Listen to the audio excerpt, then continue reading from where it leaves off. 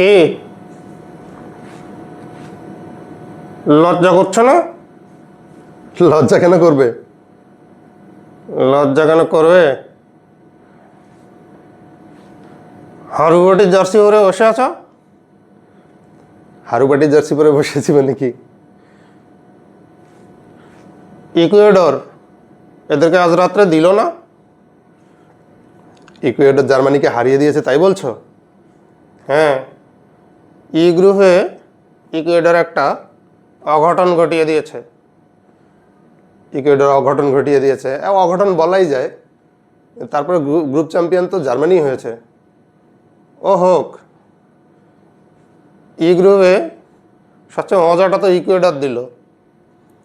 মজা ইকুয়েডর দিল, লাস্ট ম্যাচে জিতেছে জার্মানির সঙ্গে। আমার মনে হয় এত হাইপ হওয়ার কিছু নেই। কেন নেই বলো তো?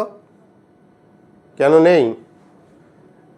তোমার ইকুয়েডর অত ছোট দল না, সবাই যেভাবে বলছে যে অঘটন ঘটে গেছে, অঘটন ঘটে গেছে।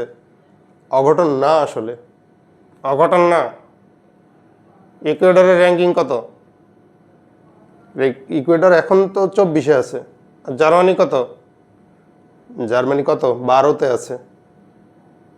তো 12 নম্বরের দলকে 24 নম্বরের দল হারিয়ে দিচ্ছে, এটা অঘটন না? কাইন্ড অফ, কিন্তু ইকুয়েডর অত দুর্বল না। জার্মানি এখন গত কিছু বছর ধরে একটু গুছিয়ে নিচ্ছে, ওদের ফুটবল কাঠামো নতুন করে সংস্কার হচ্ছে, এজন্যে ওরা ঠিক শেপে নেই। তাছাড়া ওরা গুছিয়ে উঠবে খুব তাড়াতাড়ি। সে কবে উঠবে না উঠবে সে ওরে, আজকে তো ইকুয়েডর দেখিয়ে দিল। ইকুয়েডর দেখিয়ে দিতে পারবে এরকম একটা সম্ভাবনা তো বিশ্বকাপের শুরু থেকেই ছিল।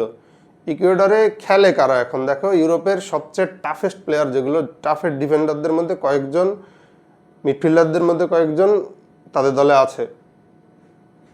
সে আছে, কিন্তু ইকুয়েডরের তো জার্মানির মতো এত ইতিহাস ঐতিহ্য, 4টা বিশ্বকাপ, 8টা ফাইনাল খেলা বিশ্বকাপের, এসব তো নেই। এসব নেই, ইতিহাস ঐতিহ্য ইকুয়েডরের পক্ষে না। কিন্তু ইকুয়েডর অত ছোট দলও না, যতটা ছোট হলে অঘটন বলা যায়। অঘটন অঘটন এরকম এরকম হয়নি এই বিশ্বকাপে এখনো পর্যন্ত। ঘটনা এটাই, এ বিশ্বকাপে এখনো পর্যন্ত কোনো মাঝারি মানের দল বা ছোট দল বড় কোনো দলকে হারায়নি বলে এই হারটাকে এত বড় করে দেখা যাচ্ছে। যাই হোক, ইকুয়েডর দারুণ খেলেছে, হারিয়ে দিয়েছে 2-1 গোলে। দারুণ খেলেছে ঠিক আছে, কিন্তু বল পজেশন, পাস একুরেসি সব কিছুতে জার্মানি এগিয়ে ছিল। কিন্তু শেষে হেরে গেছে, শেষে হারটাই বড়। ঠিক আছে, মানলাম। তারপরে এই গ্রুপ ইতে, হ্যাঁ, গ্রুপ ই ফর ইকুয়েডর। তোমার ই ফর ইকুয়েডর এখনো দ্বিতীয় রাউন্ডে যাওয়া কনফার্ম না। কে বলেছে কনফার্ম না? তুমি দেখো ওরা যাবে। তোমার গ্রুপ চ্যাম্পিয়ন জার্মানি, ওদের পয়েন্ট কত? ওদের পয়েন্ট 6। আইভরি কোস্টের পয়েন্ট কত? তাদেরও 6, ওরা 2 নম্বর হয়েছে গ্রুপের। ইকুয়েডরের কত? 4। ইকুয়েডরের 4, একটা জয়, একটা হার, একটা ড্র। হ্যাঁ, 12টা রানার আপের মধ্যে ইকুয়েডর থাকছে, এটা শিওর থাকো।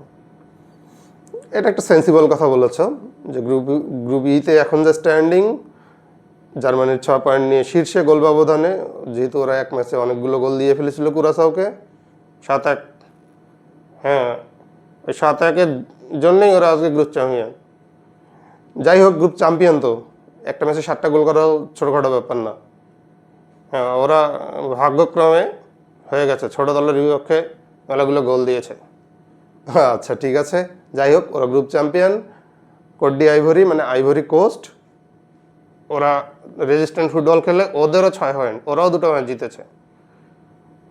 ওরা 2 নম্বরে, 3 নম্বরে ইকুয়েডর, আর 4-এ কুরাসাও। ওরা গোল খেতে এসেছিল, হালি হালি গোল খেয়ে গেল, ঘন্টা ঘন্টা গোল, হাসি মুখে গোল খাচ্ছে, কোনো লজ্জা নেই।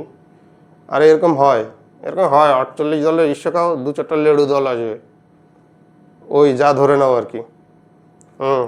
যাই হোক, জার্মানি পরের ম্যাচগুলোতে সাবধান থাকতে হবে। র্যাঙ্কিংয়ে 24 নম্বরের দল যদি এই হাল বানিয়ে দেয়, তো এরা ব্রাজিল, আর্জেন্টিনা, স্পেন, পর্তুগাল, ফ্রান্সের সামনে পড়লে কি হবে বলো তো?